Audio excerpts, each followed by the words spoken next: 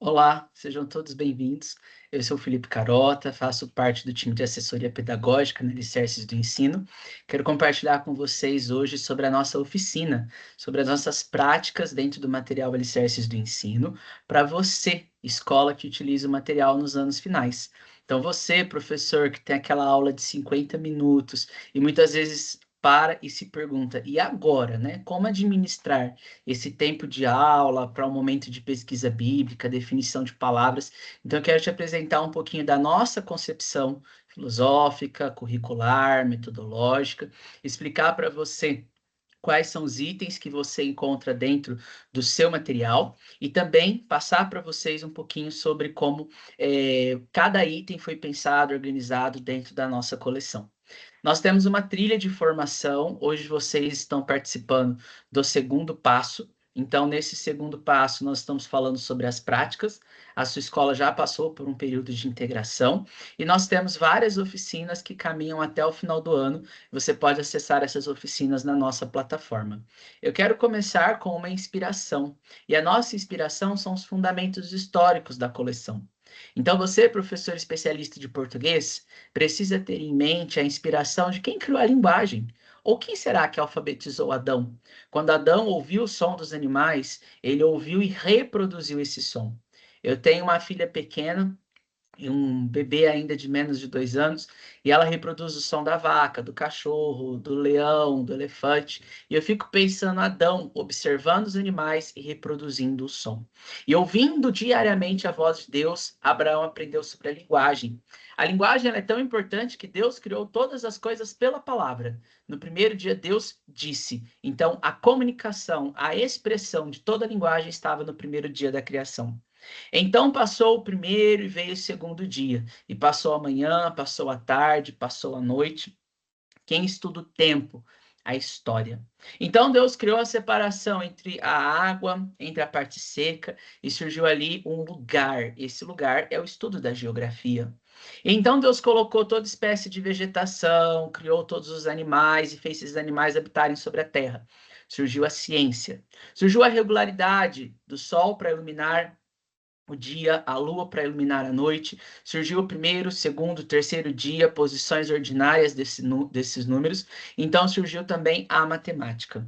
No sexto dia, então, Deus criou o homem. E quando Deus criou o homem, criou para a mordomia, para habitar sobre o jardim, para exercer trabalho. Surge ali, então, a educação física, o preparo do corpo do homem para o trabalho e para o exercício das suas práticas. E no sétimo dia, o Senhor, então, ele descansou, ele contemplou a beleza de cada folha, ele contemplou o cheiro de cada flor, ele contemplou a dimensão do céu e dos astros, e quando nós contemplamos, estão ali os fundamentos da arte, da beleza, do bonito, do agradável, e também estão ali os fundamentos do ensino religioso, da contemplação como inspiração para a devoção. Então a queda ela veio e quando a queda chega, ela corrompe todas as áreas. Hoje mesmo nas áreas de ciências biológicas se fala sobre ideologia de gênero, a química, a física aplicada na política de igualdade de gêneros. Dentro da linguagem, né, se fala da questão do gênero neutro, da linguagem inclusiva. Dentro da área de história se fala sobre o marxismo, socialismo, liberalismo, né, o materialismo histórico. Quando você vai para a geografia crítica, a geografia global, né, dentro da mesmo da geografia física e da geografia política, você tem várias questões ali socioeconômicas, teorias de poder. Quando você fala da matemática, até mesmo a matemática. Recentemente, um livro de matemática de uma escola foi denunciado por um grupo de pais porque a pergunta era para interpretar um gráfico sobre as questões de crianças que estavam passando por transição de gênero no Brasil. Então, o aluno tinha que fazer a interpretação de um gráfico matematicamente, pensando então numa questão político-ideológica, no qual uma das perguntas da letra A, B, C conduzia a criança à normalização desse fato. Então vieram os hebreus, e aqui existe um ponto importante, porque os hebreus, eles são o centro de toda a história. Muitas vezes nós paramos e pensamos assim, os gregos criaram todas as coisas, os romanos, o pensamento clássico.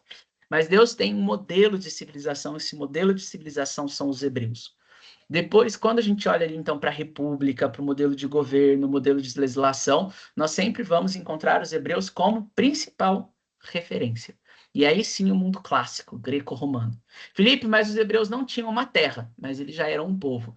Desde quando Deus chama, então, a família de Abraão, Deus dá uma lei, Deus dá uma ordem, Deus dá uma forma de governo que é o patriarcado, depois os juízes, os profetas, os reis. Então ali nós temos o fundamento de todo o governo, de toda a história, de toda a política, de toda a economia. Jesus, ele é o marco central de todas as coisas. Ele é quem une passado e presente e eternidade.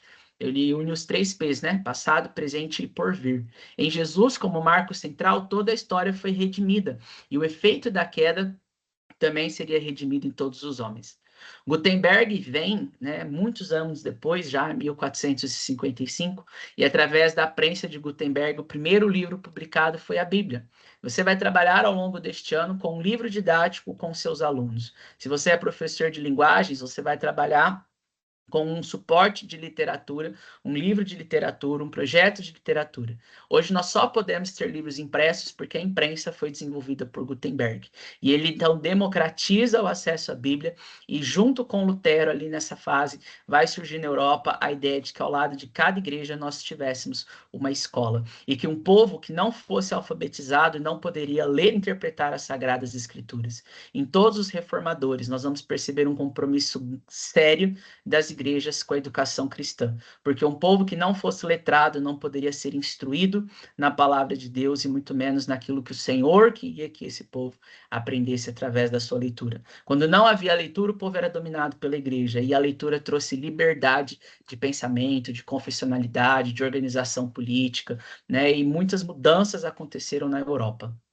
Depois nós temos Pedro Ramos e William James, eles vão ali ser os pioneiros, né, os peregrinos, a fazer um círculo puritano de aprendizagem, valorizando principalmente as 7 artes liberais, ou seja, as 7 artes que libertam.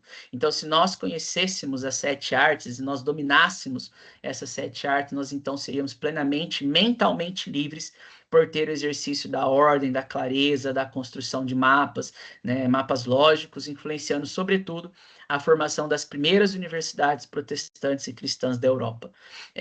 Para William James, a teologia prática ela estava vinculada à consciência e o dever da matriz puritana para uma escola e para um governo, né? E principalmente o governo pessoal, né? E eu gosto muito desse texto que fala: ninguém pode governar uma cidade se primeiro não governar a si mesmo. Então, pensando assim, ninguém pode governar uma sala de aula se primeiro não governar a si mesmo.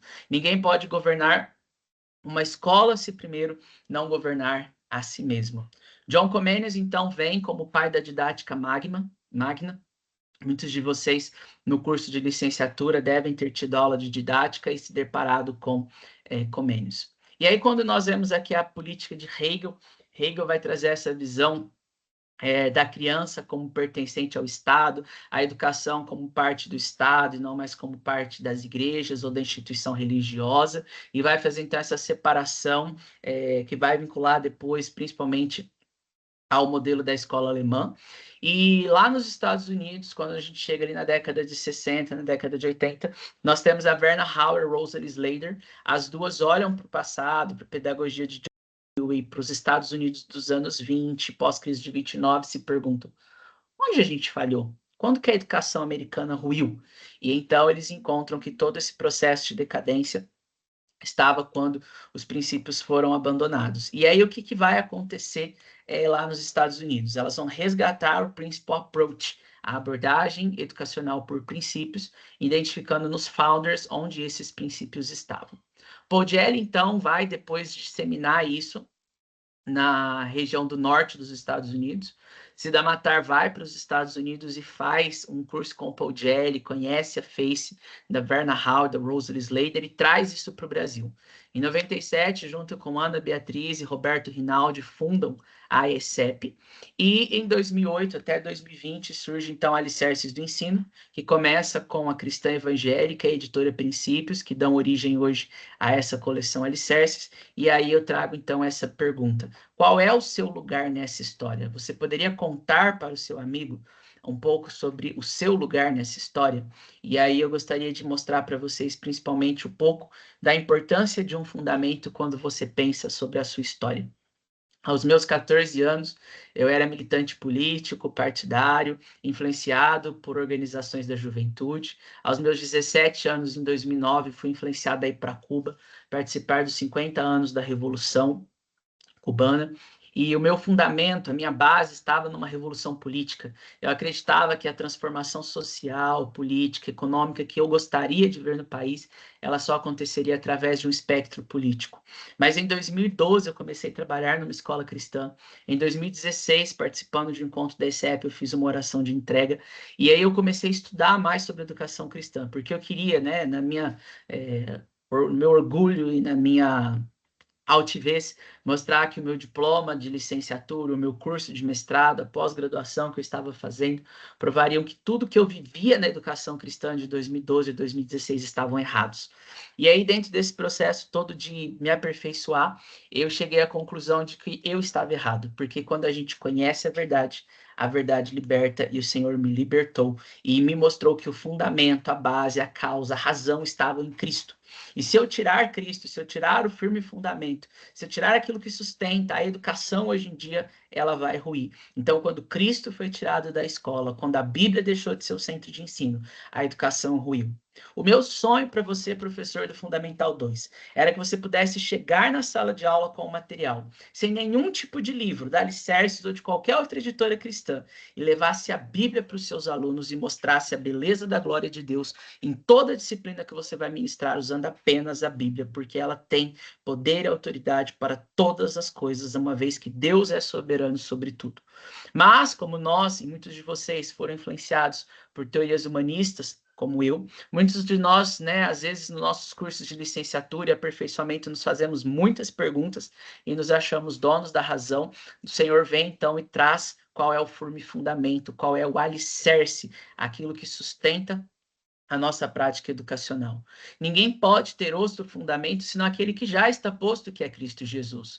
Então, quando o homem, Piaget, Vygotsky, Vallon, Marx ou qualquer outro autor entra como fundamento da sua disciplina e não Deus, você está então trazendo uma educação humanista que não constrói nada, e a nossa aula se torna uma aula inútil, porque ela não faz o aluno pensar, raciocinar. Então, a educação cristã sem a palavra de Deus, ela é inútil. E por isso você não pode entrar na Alicerces do Ensino, dentro da sala de aula, no material de Fundamental 2, achando que o versículo ilustra a matéria. O versículo, a pesquisa bíblica, ele fundamenta, ele é a base. Então, lá no meio, lá na página 17, você vai estar explicando sobre um conteúdo. E Deus vai te trazer à memória o versículo e você vai falar para a sua turma. Lembrem-se do versículo que nós pesquisamos na primeira aula. O versículo dizia, né? Jesus disse: Eu sou o caminho, a verdade e a vida. Então, quando nós pensamos aqui na geografia, nos modais, nos sistemas de transportes, né, em cada caminho ou em cada via que pode ser aberta pelas hidrovias ou pelas ferrovias, os lugares que não podem ou podem ter um aeroporto ou uma rodovia, nós pensamos nos caminhos que o homem quer seguir. Mas não há outro caminho que não está, há um outro caminho e não há outro caminho que esteja posto num modal, numa via de circulação, senão Cristo, porque esse é o caminho da eternidade. Então, no início era o verbo. Então, você vai dizer, né? No início era o verbo estava com Deus. Então, para falar sobre verbo na língua portuguesa, gramática, passado, presente e futuro, Jesus. Mas, Felipe, na matemática, Jesus é a pedra angular, dá para falar sobre geometria. A Bíblia fala sobre não usar balanças desonestas, fala de sistema de pesos, medidas e transformações. A Bíblia fala sobre a arca, entra todo o princípio ali de cálculo, metragem, dimensão, cálculo da superfície, cálculo de área, cálculo de diâmetro, né? Eu posso usar vários exemplos bíblicos para falar sobre matemática. O Deus que contou os fios do cabelo da minha cabeça, o Deus que contou os dias da eternidade. Então, todos esses atributos mostram o Deus da matemática. Deus nos conhece no íntimo do nosso ser. Isso é ciência, isso é célula, isso é microbiologia, todas as questões ali de cada uma das organelas, o Senhor o Senhor conhece em mim. Então, o que você está construindo, a aula que você está dando, ela é tão importante quanto aquilo que você está construindo. Então, se você não construir isso de maneira correta, dentro de um fundamento, como prudente construtor, né, então outro vem e edifica sobre ele. Então, quando a Bíblia foi retirada, veio a pedagogia marxista, materialista, colocou uma educação totalmente relativista e moldou a mente dos nossos alunos e a nossa mente como professor.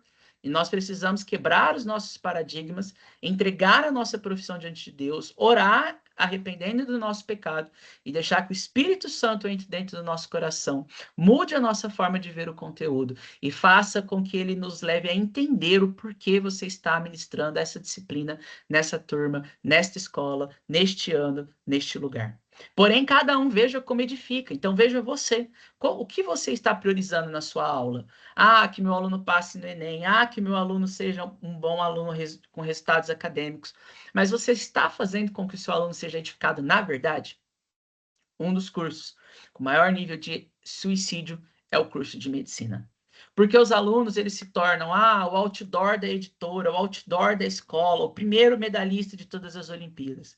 Ele chega num curso da universidade e fala, professor, doutor, por favor, eu tenho uma dúvida da disciplina, doutor, por favor. E aí tem um processo seletivo lá da Bayer, da Eurofarma, para um projeto de extensão. Talvez o inglês dele não seja tão fluente, porque ele focou nos estudos e não numa segunda língua. E aí ele é reprovado no processo seletivo. Então agora eu tenho que me submeter a um professor que tem que ser chamado de doutor, né? Eu não tenho mais acesso à direção, coordenação, eu não sou mais o destaque, eu sou só mais um na universidade. Eu fui rejeitado no programa de mentoria, de extensão universitária, de bolsa. E aí, sem razão, sem fundamento, sem alicerce, esse aluno comete um suicídio aos 18, 19, 20 anos, porque sempre foi pressionado, mas nunca criou raiz. Então, professor, o que você está criando no seu aluno? Então, um sistema de ensino, ele vai juntar os princípios, os métodos, os recursos que orientam esse processo de formação. Esse sistema nunca é neutro, ele precisa ser baseado na palavra de Deus, ou ele vai ser baseado em outras coisas. E ele também precisa estabelecer que todo conhecimento precisa estar fundamentado em uma verdade que é Cristo. Então vamos pensar no nosso corpo. O nosso corpo tem muitos membros. O seu aluno do sexto ano, ele tem o professor de português, de matemática, de história, de geografia. Mas é uma sala, é o sexto ano. Então, se o professor de português falhar, o aluno vai escrever mal a resposta em história e geografia. Se o professor de matemática falhar, o aluno não vai calcular a escala e fuso horário em geografia, porque é um corpo, o sexto ano, do qual cada um de nós, nas nossas especificidades de matéria, somos muitos membros de um só corpo. Então, todos nós devemos cooperar para conduzir os nossos alunos a um processo de formação educacional da criança de uma maneira íntegra dentro de um sistema, então dentro de uma forma, dentro de algo que tem começo, meio e fim. A minha aula não termina em mim mesmo, a minha aula termina dentro do corpo desta escola. E o corpo dessa escola, dentro de cada disciplina, tem o material didático, tem a capacitação dos professores que você está fazendo agora. A sua escola tem acesso à assessoria pedagógica, ferramentas de gestores. Nós temos uma plataforma de tecnologia educacional e nós temos também para você, escola, o processo de escola de pais para ajudar os pais a estarem alicerçados na verdade. Então, quais são esses fundamentos do nosso sistema de ensino? A inspiração foram os fundamentos históricos. Eu vou falar um pouquinho sobre a filosofia, metodologia, currículo e os resultados que nós esperamos. Felipe, mas então por que que vocês ensinam ou por que que vocês usam esse fundamento? Bom, nós ensinamos aquilo que tem uma raiz, é a nossa filosofia. A nossa raiz, ela é o fundamento. É dentro dessa raiz que nós ensinamos um fundamento filosófico. Eu gosto muito de pensar na raiz como aquilo que sustenta, um exemplo, um bambu, um coqueiro. Pode soprar o vento, pode vir as tempestades, mas a árvore não cai. Por isso, cada um, ao ver como edifica, lembra-se do construtor prudente. Porque se você construir uma aula com raízes, o seu aluno não será enganado por outras filosofias. A pesquisa bíblica fala: tome cuidado, professor, para que ninguém te escravize com filosofias vãs e enganosas. E muitas vezes eu estava preso como professor de história e geografia nessas filosofias que me fundamentavam em tradições humanas, e não na palavra de Deus. Por isso você pode ser transformado pela palavra de Deus. A educação secular, então, ela é uma bolachinha sem sabor, sem sentido. Para que eu estou estudando isso? Onde isso vai me levar? Aí tem escola cristã que faz um cultinho, um devocionalzinho, uma oraçãozinha no começo da aula. Isso não é educação cristã verdadeira. A educação cristã com uma cosmovisão bíblica, ela apresenta tudo que tem na BNCC. Porém, através de uma metodologia integrada à palavra de Deus, que traz sentido, propósito e conteúdo. Por isso, a gente pode comparar não a uma bolacha, nem a um cookie, mas a um biscoito completo com recheio. Mas falta algo aí, falta a questão do pensar por completo e pela sua totalidade. Por isso, a filosofia de ensino da Alicerces, ou o que conduz todas as disciplinas, é uma maneira completa. Ele tem essência, ele tem início, tem propósito, ele tem destino, ele tem causa, ele tem efeito, ele tem razão. Aquela pergunta, professor, para que eu estou estudando isso? Para passar na prova, para o vestibular, para não ficar de recuperação. Não, eu estou estudando isso para que Deus seja glorificado, para que eu tenha domínio sobre, para que eu possa exercer governo nesta área, para que eu possa ser mordomo sobre o meu corpo nesse assunto, para que eu possa ter autogoverno ao estar diante desta situação. Então, é para isso que eu estudo cada um dos componentes curriculares. A Bíblia é o nosso texto central, e dela derivam todas as áreas e os princípios de conhecimento, princípios da vida e princípios da sociedade. A Bíblia fala sobre saúde física, emocional, família, finanças, carreira, sobre todas as disciplinas, sobre todas as áreas da sociedade. Então, a Bíblia ela é completa. A Bíblia ela fala sobre princípios bíblicos em todas as áreas, inclusive nas suas disciplinas. Você é responsável, como professor especialista, por uma dessas áreas de conhecimento. Mas olha todos os assuntos que são tratados pela palavra de Deus. Mas como nós fazemos isso? Então, o tronco é a estrutura central que conecta a raiz aos frutos. Então, na Alicerces do Ensino, nós chamamos o tronco de metodologia. E o que essa metodologia representa? Todo o material foi construído dentro da abordagem educacional por princípios, que é uma abordagem de ensino que parte de verdades bíblicas. Vai buscar identificar quais são os fundamentos, quais são os princípios dentro daquela área de conhecimento. Conduzindo o aluno, então, a uma causa e efeito. Ah, então tal coisa existe por conta disso e será aplicado na minha vida em.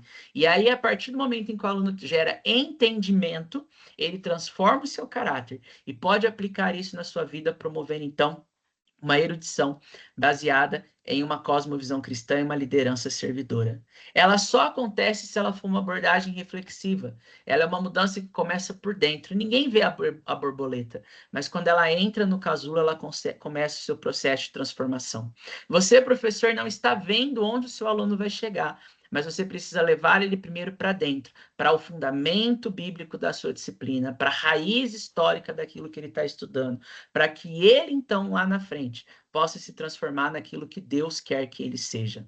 Essa abordagem reflexiva, ela privilegia todo o processo e não o resultado final. Não é a metrificação, a avaliação de um dado e de um resultado. É o quanto esse conteúdo interagiu, alcançou a mente e o coração da criança, trazendo então esse tríplice padrão da mente, a reflexão, a criatividade, a aplicação. Nós chamamos essa metodologia de AIP em 4 passos. PRRR. O pesquisar, definir a palavra-chave, a pesquisa bíblica. O raciocinar, que é identificar os princípios bíblicos dentro desse conteúdo. Os princípios são como camisas: caráter, autogoverno, mordomia, individualidade, semeadura e colheita, aliança, ou o princípio da unidade, e o princípio da soberania. Então, são camisas, são 7 princípios que você vai encontrar em todo o material. O relacionar é a minha vida, a minha escola, a minha sociedade, e o registrar é onde o aluno, então, toma nota de tudo que ele aprendeu. E ele vai fazer toda essa pesquisa usando ferramentas. Então, ninguém pode pregar um prego na parede usando uma chave de fenda, ou parafusar usando um martelo. Então, cada ferramenta dentro da coleção tem um propósito. Eu quero estudar um modelo de governo que não deu certo. Eu quero falar sobre a gramática e sobre um grande nome da literatura brasileira. Então, eu vou usar leitura de clássicos. Eu quero mostrar como que esse conteúdo evoluiu, linha do tempo. Nossa, os meus alunos evoluíram matematicamente em cálculos e o fichário deles mostra um registro do domínio das equações, da resolução, das incógnitas, dos problemas. Vamos fazer uma celebração da aprendizagem. E tudo isso é uma avaliação contínua. Então, os galhos representam esse currículo. A minha matéria, a matéria de cada professor, o que cada um de nós tem domínio, como nós usamos esse domínio para a glória de Deus e ensinamos os nossos alunos dentro de todo o processo, desde o infantil até chegar lá no ensino médio, na universidade e na vida. A abordagem educacional por princípios, então, ela é um currículo vivo, onde as verdades e a autoridade da palavra de Deus estão no coração de cada disciplina.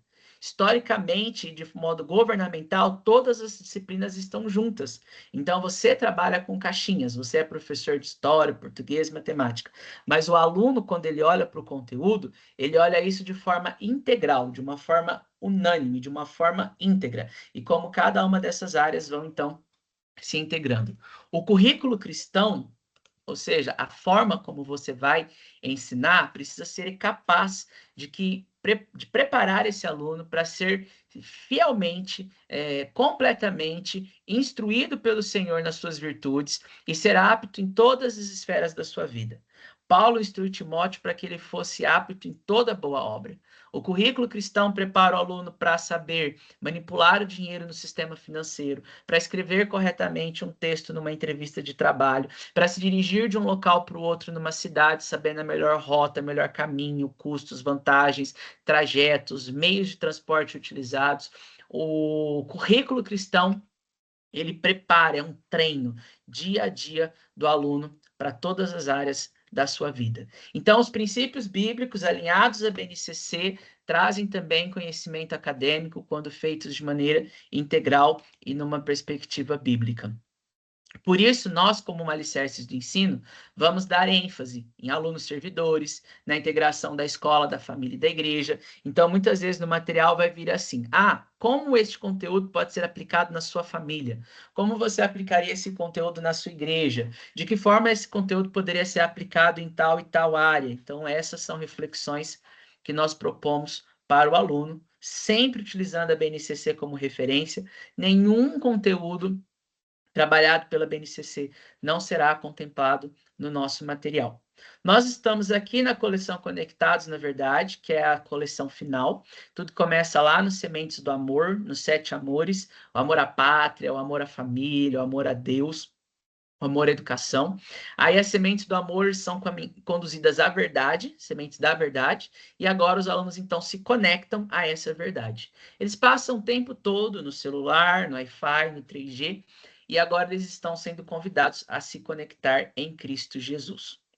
Na nossa plataforma, você vai encontrar o mapa de conteúdo. Esse mapa de conteúdo, ou plano curricular, é todo o conteúdo que vai ser trabalhado ao longo daquele capítulo daquela unidade. Você tem também um modelo de sincronia, ou seja, de nesta semana, onde eu devo estar com este conteúdo. Você tem orientações no manual do professor. O manual do professor é exatamente igual ao material do aluno, porém com as respostas. Ele chega na escola para você. Então, se o aluno tem na página 8, exercício 4, você, professor, tem na sua página 8, exercício 4, e tudo que você precisa para fazer aquele bloco de exercícios está ali na lateral, anotado para você. Nós temos também os livros digitais para você projetar a versão do aluno, para circular, resolver em cima da lousa um exercício, um cálculo, fazer a leitura de um texto, né? Mostrar para a criança a medição de um mapa, o detalhe de uma imagem. Isso está tudo dentro da plataforma. E nós temos modelos de avaliação que eu já vou explicar para vocês daqui a pouco. Ao todo, são 8 unidades e 16 capítulos. 8 unidades são 2 unidades por bimestre. Se você é uma escola por trimestre, pensa nos 16 capítulos. O primeiro trimestre, geralmente, ele é maior, vou dar 6 capítulos. O segundo trimestre, vou dar 5 capítulos. O terceiro trimestre, vou dar 5 capítulos. Porque a média é que cada unidade seja dada dentro de 5 semanas. Então, se cada unidade tem 2 capítulos, no primeiro trimestre eu farei a unidade 1, 2 e 3. E assim sucessivamente nos demais trimestres. No modelo bimestral, a matemática é mais fácil, só dividir 8 por 2, e aí fica fácil, 2 unidades por bimestre, 4 capítulos por bimestre. E aí, o que eu sugiro para você, professor? Dê 2 capítulos, aplique a prova mensal. Dê 2 capítulos, aplique a prova bimestral. Ou vice-versa com o modelo trimestral. Planeje que você trabalhe essas 2 unidades do bimestre, sempre aplicando, então, prova mensal e bimestral. 4 semanas de conteúdo, 1 semana de avaliação. Então, eu sou professor de matemática, tenho 5 aulas semanais. Eu tenho 4 semanas de conteúdo para trabalhar esse capítulo. Desculpa, essa unidade. Então, eu tenho aqui 20 aulas. Então, como que eu vou distribuir essas páginas dentro das minhas 20 aulas? E aí você vai planejar aula 1, aula 2, aula 3, aula 4, modelo aula a aula daquilo que você quer fazer. Essa sincronia vai te ajudar, porque ela já traz uma divisão por semana, sugestão de quando aplicar provas, sugestão de quando serão os feriados. Então, você olha ali na primeira semana. Ah, vai ter a semana do carnaval. Nossa, aqui então eu vou perder 2 dias das minhas aulas, então em vez de 20, agora eu tenho 18. Ah, primeira semana. Primeira semana é acolhimento, atividade de revisão, atividade de sincronia, atividade de preparação, avaliação diagnóstica e outras atividades afins. Cada capítulo sempre vai trazer a indicação da unidade, o nome do capítulo, orientações para o professor na lateral. Esse é o modelo do material que chega para você, professor. Nós temos um modelo de planejamento também que vai ficar disponível para vocês. Então, nesse modelo de planejamento, tem ali componente curricular, a divisão por semana, qual vai ser a avaliação contínua. Ah, vou pedir para os alunos fazerem um texto. Eles vão fazer a página 18, exercício 1, 2, 3 e 4. Ah, eles vão me entregar o trabalho nessa semana. Ah, eu quero um relatório do vídeo. Ah, eu vou fazer um experimento da ciência. Então, esse aqui é um modelo bem simples de planejamento para vocês. Toda a parte dos 4 passos da educação por princípios, você encontra no material, e eu vou mostrar eles para vocês também na sequência.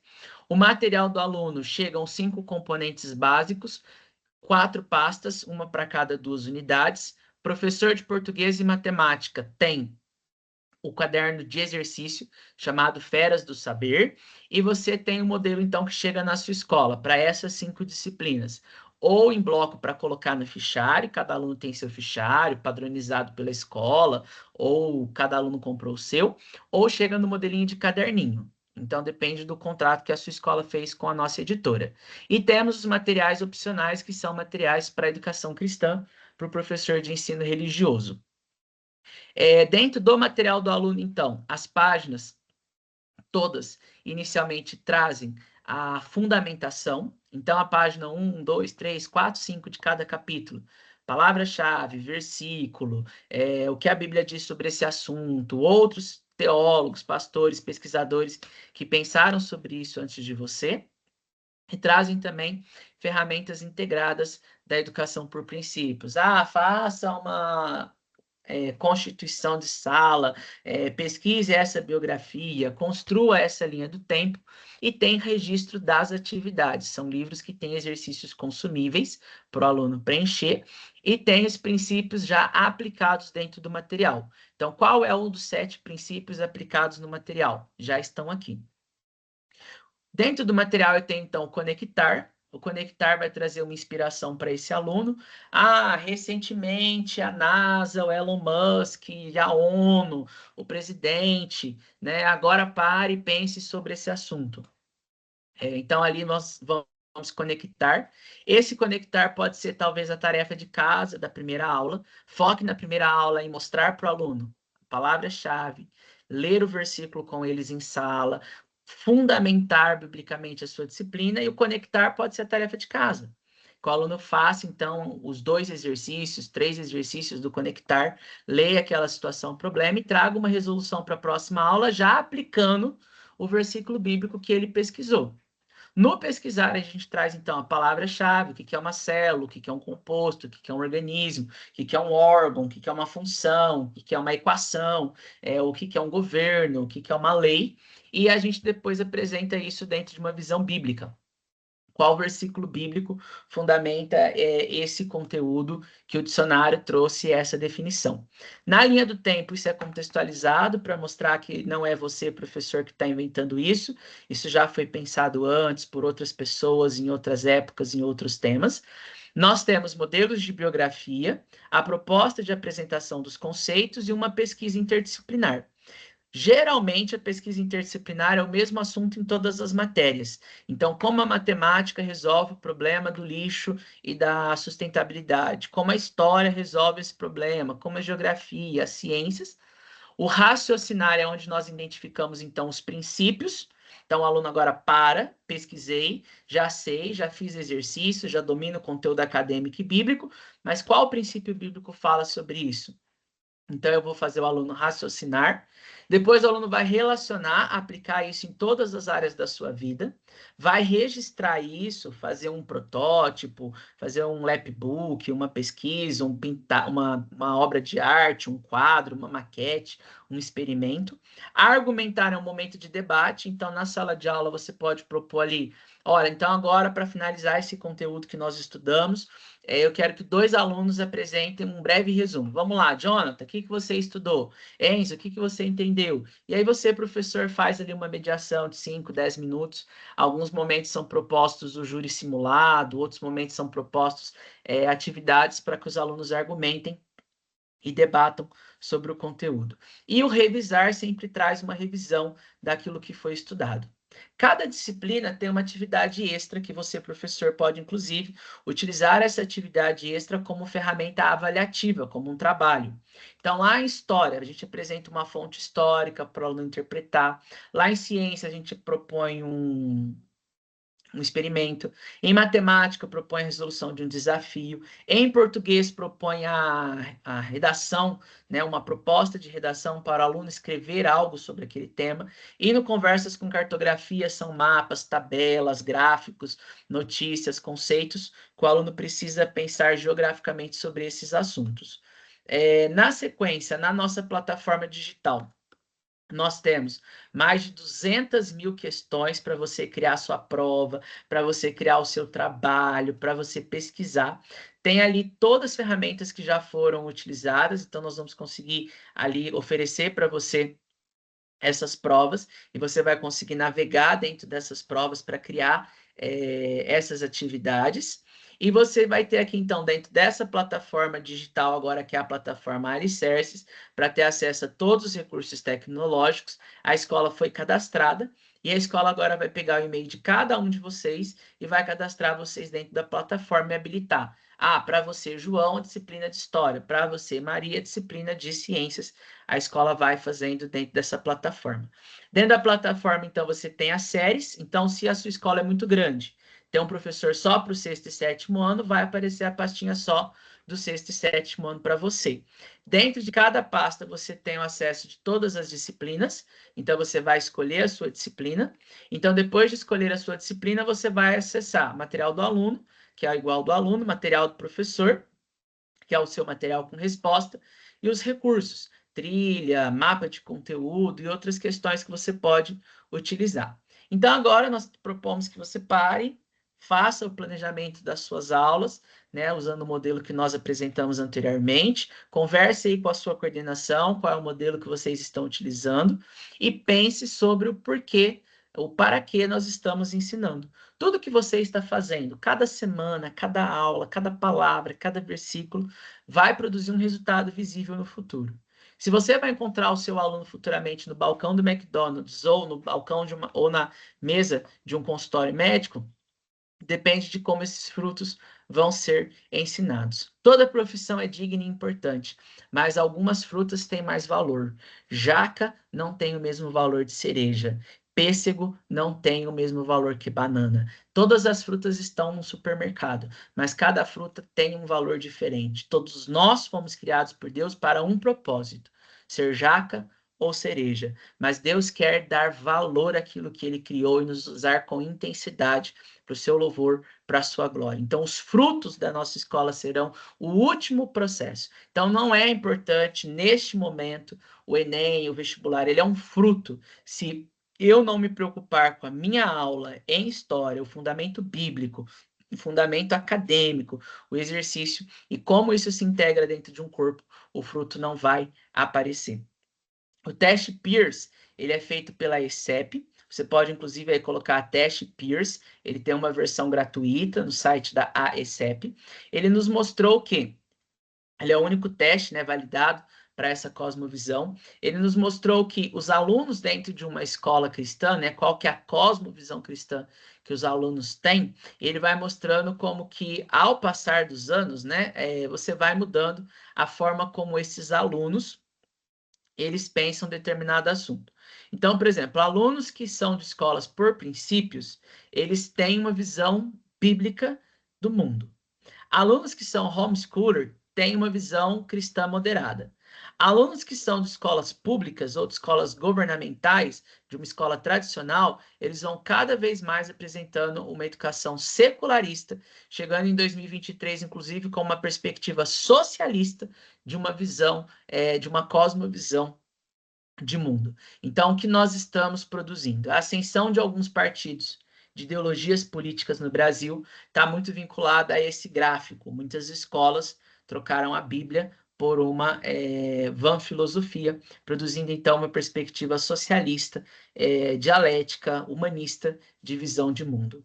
Então, o que nós queremos chegar aqui? Nós queremos que 90% dos nossos alunos, como no teste Pearce das escolas de educação por princípios, tenham uma educação com uma cosmovisão bíblica, e não apenas como acontece nas escolas públicas, na educação secular, onde só 1% dos alunos de todas as escolas públicas que fizeram o teste Pearce tinham uma cosmovisão cristã. Então, a revisão, a metodologia é como nós fazemos, através dos 4 passos, usando as ferramentas. A nossa filosofia é a nossa raiz, então os nossos princípios. O currículo, cada uma das disciplinas, o que nós fazemos, e os resultados são os frutos do para que nós estamos fazendo isso. Caso você queira conhecer mais sobre a metodologia, né, caso a sua escola não seja uma escola da ESEP, nós recomendamos que você faça o curso EP1 Primeiro Olhar. Você, como escola, pode contratar esse curso diretamente com a ESEP e ganhar 50% de desconto por ser uma escola que utiliza alicerces do ensino. E sem o conhecimento dessa metodologia, você então terá um pouquinho mais de dificuldade para aplicar o material que foi feito dentro dessa metodologia. Mas a minha escola é clássica, a minha escola não é de AIP, a minha escola não é de ECC, a minha escola é cristã. Eu posso usar esse material? A nossa filosofia é bíblica. Se a sua escola é uma escola bíblica, se a direção, a coordenação e os professores entendem que a Bíblia é o texto central de ensino, qualquer escola integralmente comprometida com a centralidade da palavra de Deus pode usar o nosso material. Esdras havia dedicado sua vida em estudar e praticar a lei do Senhor e ensinar os mandamentos do Senhor para todo o povo de Israel. Então, que você esteja comprometido, dedicando sua vida e seus estudos para ensinar a lei do Senhor e seus mandamentos a todos os alunos do 6º ano. E aqui nossa ficha técnica, né, da assessoria pedagógica, eu e Sara, nossa diretoria, nossa coordenação editorial, nossa autoria da oficina. Então, que Deus abençoe a vida de vocês. Muito obrigado e naveguem na nossa plataforma para mais formação.